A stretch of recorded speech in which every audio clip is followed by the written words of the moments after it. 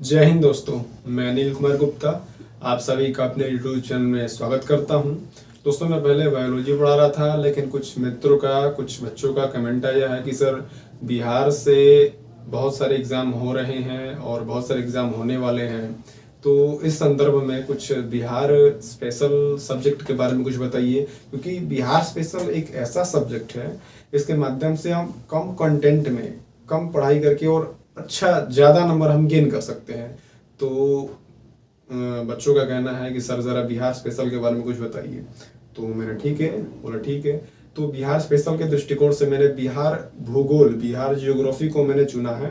अभी मैं बिहार जियोग्राफी पढ़ाऊंगा, फिर धीरे धीरे इसके हिस्ट्री के बारे में, पॉलिटी के बारे में जो भी होगा सारी चीज़ें बताऊंगा। फिलहाल अभी बिहार जियोग्राफी को मैंने स्टार्ट किया हुआ है और पहले से मेरा बायोलॉजी चल रहा है। तो बायोलॉजी और बिहार स्पेशल ये दोनों सब्जेक्ट पैरेलल चलते रहेंगे, कभी बायोलॉजी कभी बिहार स्पेशल, ऐसे करके मैं पढ़ाता रहूंगा।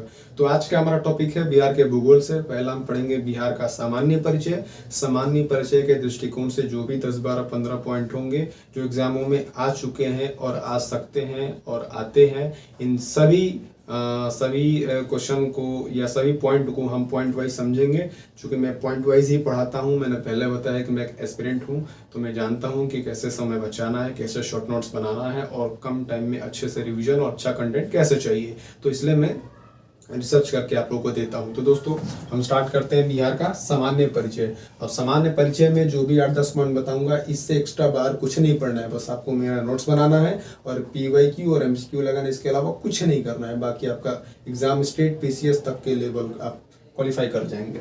तो पहला पॉइंट ये है कि वैश्विक स्तर पर, या ये कह दे कि विश्व के संदर्भ में बिहार की अवस्थिति कैसी है। तो बिहार की अवस्थिति विश्व के संदर्भ में, देखिए ये हमारा पृथ्वी है और हम मानते हैं कि पृथ्वी को हमने एक रेखा से बांट दिया है, तो ये 2 गोलार्धों में बट जाता है, उत्तरी गोलार्ध और पूर्वी गोलार्ध। भारत की अवस्थिति कुछ यहाँ पर है और भारत में बिहार कुछ यहाँ पर है। तो ओवरऑल हम ये कहें कि जो बिहार है वो उत्तरी गोलार्ध में है, क्योंकि ऊपर वाला उत्तर, नीचे वाला दक्षिण है, तो ऊपर के हिसाब से उत्तरी गोलार्ध हो जाएगा। और एक रेखा हम और खींचते हैं जिसके अकॉर्डिंग ये पूरब हो जाता है और ये पश्चिम हो जाता है। तो ओवरऑल हम देखें तो उत्तरी गोलार्ध में है। अगर गोलार्ध के संदर्भ में बोले, वैश्विक संदर्भ में, तो आप बोल देंगे कि उत्तरी गोलार्ध में। लेकिन अगर ये बोले कि किस देशांतर में, तो आप बोल देंगे पूर्वी देशांतर में। तो इस तरीके से हम पूरा का पूरा लिखेंगे। वैश्विक संदर्भ में बिहार की अवस्थिति क्या है, तो इसकी अवस्थिति है उत्तरी गोलार्ध। उत्तरी गोलार्ध, इसके साथ साथ पूर्वी देशांतर है, पूर्वी देशांतर। तो ये आपका आंसर हो जाएगा, पहला पॉइंट। अगला पॉइंट, भारत के दृष्टिकोण से बिहार कहाँ है। अभी मैंने विश्व के संदर्भ में देखा कि बिहार की अवस्थिति क्या है। अब भारत के संदर्भ में देखूं तो भारत कुछ हमारा ये नक्शा होता है भारत का, जो भी अटेंडा मान लीजिए, बिहार हमारा कुछ यहाँ पर है। तो जब हम भारत को ऐसे डिवाइड करते हैं तो हमें ये मिलता है ऊपर का हिस्सा उत्तर और इधर का हिस्सा मिलता है पूरब। तो ये हो जाएगा उत्तर और ये हो जाएगा पूरब। तो भारत के संदर्भ में बिहार जो है वो उत्तर पूरब में, तुम कह सकते हैं कि उत्तर पूर्व में स्थित एक क्या है, राज्य है, ये कह सकते हैं। भारत के संदर्भ में बिहार क्या है, उत्तर पूर्व में स्थित एक राज्य है। अगला, बिहार का स्ट्रक्चर कैसा है, आकार कैसा है। तो बिहार का आकार लगभग आयताकार है। कैसा है, आयताकार है। बिहार का आकार आयताकार है। आप यहाँ पर देख सकते हैं कि लगभग हम इसको ऐसा अगर मिला दे तो फिर ये आयत बन जाएगा। तो ऐसा विशेषज्ञों का मानना है कि बिहार की जो आकृति है वो लगभग आयताकार है। इसमें एक और पॉइंट बोल दे, बिहार एक भूमिबद्ध राज्य है। भूमिबद्ध राज्य है। भूमिबद्ध कहने का मतलब ये है कि जो बिहार राज्य है इसके चारों तरफ लैंड है, भूमि है, कहीं भी समुद्र, कोई भी बहुत बड़ी नदी नहीं है, उसके चारों तरफ समुद्र नहीं है, अर्थात ये भूमिबद्ध है। और अगला पॉइंट हम ये कहते हैं कि बिहार का अक्षांशीय विस्तार कितना होगा। तो देखिए, किसी भी लोकेशन को हम साइंटिफिकली ये कह सकते हैं कि लैटिट्यूड और लॉन्गिट्यूड के माध्यम से ही, अक्षांशीय और देशांतरी के माध्यम से ही हम उसका एग्जैक्ट लोकेशन बता सकते हैं। तो बिहार का अक्षांशीय विस्तार कितना होगा। तो जब भी अक्षांशीय बोलेगा तो बिहार का उत्तर से लेके दक्षिण या दक्षिण से लेके उत्तर बोलेंगे, और जब बिहार का देशांतरीय बोलेगा तो पूरब से लेके पश्चिम बोलेंगे या पश्चिम से लेके पूरब बोलेंगे। तो फिलहाल हम अभी अक्षांशीय की बात कर रहे हैं। तो जो बिहार का अक्षांशीय विस्तार है वो या तो उत्तर से दक्षिण या दक्षिण से उत्तर कह लीजिए। तो हम दक्षिण से उत्तर बता रहे हैं। तो बिहार का अक्षांशीय विस्तार दक्षिण से उत्तर के संदर्भ में कुछ इस प्रकार है, 24 डिग्री 20 मिनट 10 सेकंड से 27 डिग्री 31 मिनट 15 उत्तरी अक्षांश। ये डिग्री 15 डिग्री उत्तरी अक्षांश होगा। जब भी अक्षांश होगा, चाहे वो वैश्विक संदर्भ में बोले या भारत के संदर्भ में बोले या राज्य के संदर्भ में बोले, अक्षांशीय हमेशा उत्तरी अक्षांश होता है और देशांतरीय हमेशा पूर्वी देशांतर होता है। अब ध्यान से देखिएगा, इसको लिखते कहते हैं, देखिए जब डिग्री लिखेंगे तो पॉइंट बनाएंगे और मिनट लिखेंगे तो 1 डैश देंगे और यदि सेकंड लिखेंगे तो 2 डैश देंगे। तो इस तरीके से 24 डिग्री 20 मिनट 10 सेकंड से लेकर के 27 डिग्री 31 मिनट 15 सेकंड तक है।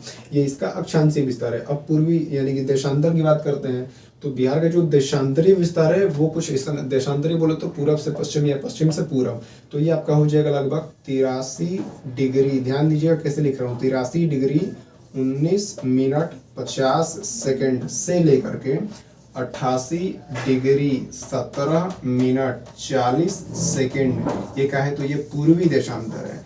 देशांतर हमेशा पूर्वी होते हैं और अक्षांशीय हमेशा उत्तरी होते हैं। अगला पॉइंट, बिहार के संदर्भ में ये कहें तो इससे 86 डिग्री पूर्वी देशांतर रेखा होकर के गुजरती है। बिहार से 86 डिग्री पूर्वी देशांतर रेखा होकर के गुजरती है। अगला बोले बिहार की राजधानी, तो आप सबको पता होगा बिहार की राजधानी पटना है। तो ये रहा बिहार के सामान्य परिचय के संदर्भ में कुछ टॉपिक। अभी और टॉपिक बचे हैं, उनको हम आगे देखते हैं। फिलहाल इसको अगर आप चाहें तो स्क्रीनशॉट, क्या मैं खुद ही आपको शॉर्ट नोट्स की तरह देता हूँ, तो आपको बहुत ज़्यादा कुछ लिखने की आवश्यकता नहीं है। बस आप पॉइंट वाइज नोट बना लीजिए और उसको रिवीजन कीजिए। बस आपका कोई भी एग्जाम निकल जाएगा बिहार से रिलेटेड, चाहे वो बिहार MTS हो या बिहार CHSL हो या बिहार दरोगा हो या कोई भी एग्जाम हो, यहाँ तक कि स्टेट लेवल के एग्जाम को भी आप टच कर सकते हैं। कोई भी क्वेश्चन आपसे नहीं छूटेगा। अगला पॉइंट देखते हैं इसमें क्या हो सकता है। तो अगला पॉइंट ये कहते हैं कि बिहार के जरा क्षेत्रफल की बात कर ले। तो पहला पॉइंट ये कहते हैं कि बिहार की जो उत्तर से लेकर के दक्षिण की जो टोटल दूरी है वो टोटल दूरी है 345 किलोमीटर। चाहे वो उत्तर से दक्षिण बोले या दक्षिण से उत्तर बोले, बात बराबर है। अब पूरब से पश्चिम की दूरी कितनी है, तो संपूर्ण बिहार की जो पूरब से पश्चिम की दूरी है वो लगभग 483 किलोमीटर है। दो चीज हो गया।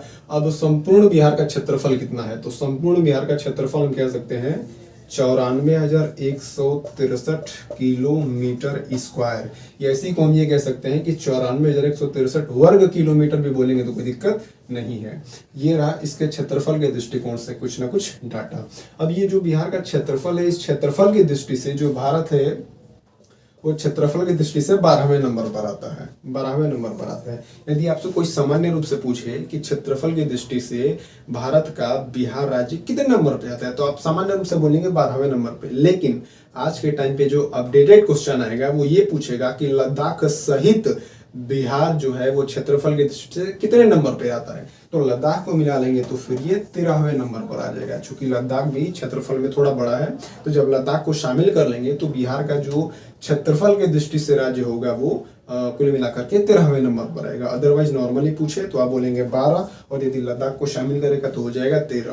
तो ये रहे कुछ बिहार के सामान्य परिचय से मुख्य टॉपिक। और इसके अलावा कहीं आपको भटकने की आवश्यकता नहीं है। बस मेरा आप शॉर्ट नोट्स बनाइए, PYQ लगाइए, MCQ लगाइए। That's enough today. खुश रहिए, स्वस्थ रहिए, मस्त रहिए।